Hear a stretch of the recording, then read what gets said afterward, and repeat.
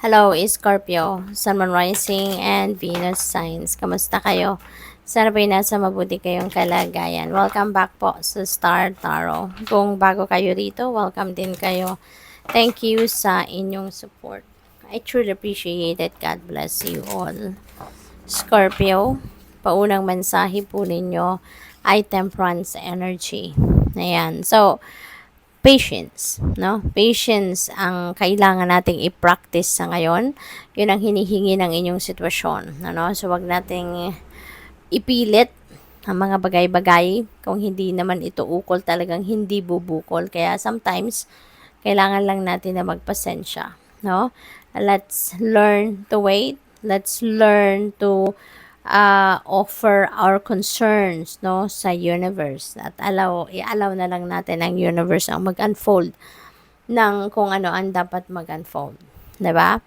This is about healing. Maaring meron din mga physical ailments ang iba sa inyo na pinagdadaanan.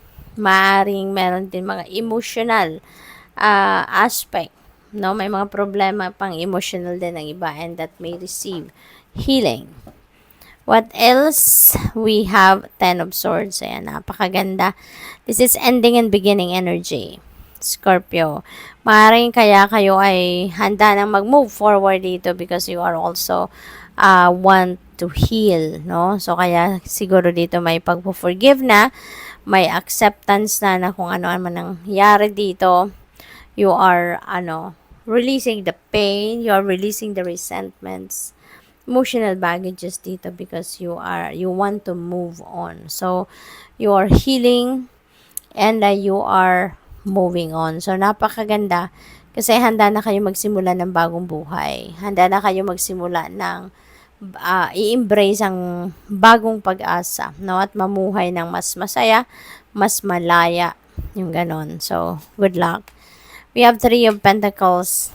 At sa gagawin ninyo yan, there are people around you na nakaka-intindi siguro sa inyo, nakaka-relate din sa inyo, and you will be helped out, no? Merong tutulong sa inyo, Scorpio. People are going to help you na makapag-move on kayo.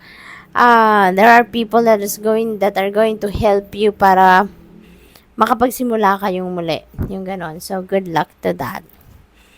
We have the Star. Yan, new beginning energy, Scorpio.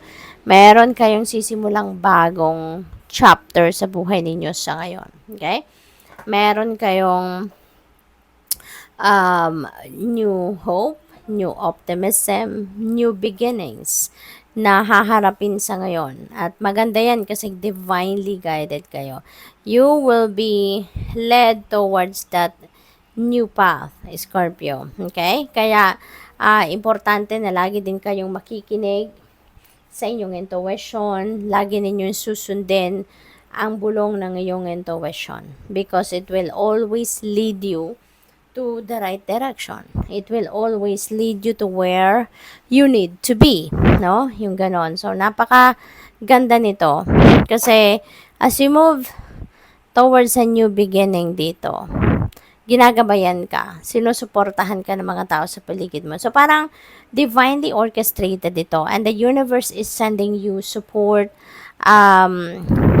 para makapagsimula kayo ng bagong buhay.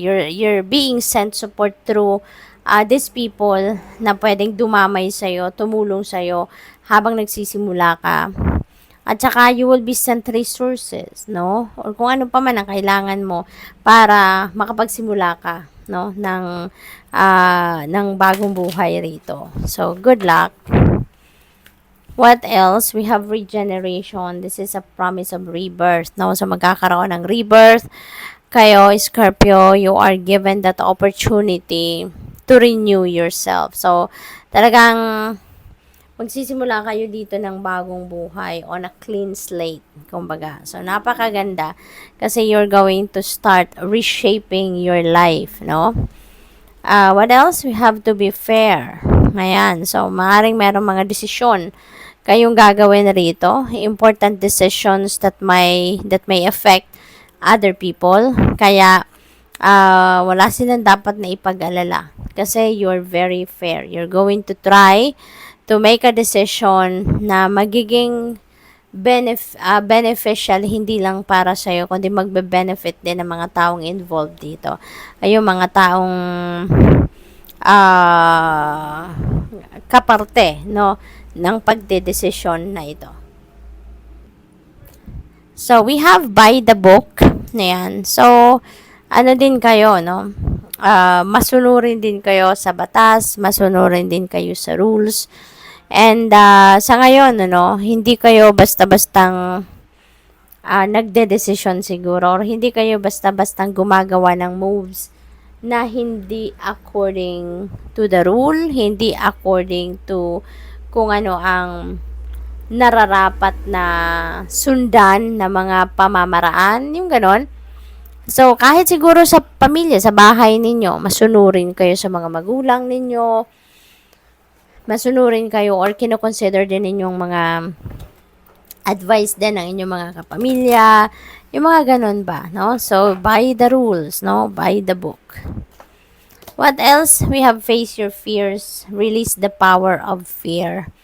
Yan, so maglalakas ng loob talaga kayo. Yung pag-move on lang, 'di ba? That is such a huge decision. Mahirap na decision 'yan. Kaya ngayon siguro kung dati takot kayong gawin 'yon, ngayon maglalakas ng loob na kayo at magte-take action na kayo towards that. And you are facing your fears. You are releasing, no? That takot para magawa ninyo itong mag-move on na kayo sa buhay. Mag-move forward na kayo. We have new beginnings. Begin your new life. Ayan. So, marami talaga, no? Ang indication dito na magsisimula ka ng bagong buhay is Scorpio. Okay? So, sa ngayon, you are starting fresh, no? Sa buhay ninyo. Definitely, you are moving forward with your life. At saka, maraming new beginning energies dito. So, definitely, magkakaroon talaga ng rebirth kayo, Scorpio. Maring meron ditong offer ng mga kaparte ng pagbabagong buhay ninyo. May bagong trabaho din siguro kayo, bagong negosyong sisimulan, bagong mga kaibigan, no? Bagong bahay, mga ganon. So, what else? We have Epiphany, seek clarity. Ayan. So, siguro ganito kayo noon, no? Nalalabuan sa mga sitwasyon. Pero, with all these beautiful energies, star, renewal, regeneration, no? You are going to see the clarity. You'll be able to see the right path para sa'yo sa ngayon. Kaya nga siguro, magkakaroon din ng kalinawan ng inyong isipan. Kaya kayo mag-move on na. Kaya kayo magdedesisyon na mag-move on na sa buhay because of that clarity of thought, no? So, good luck sa'yo. Thank you for watching. Love and light. Namaste.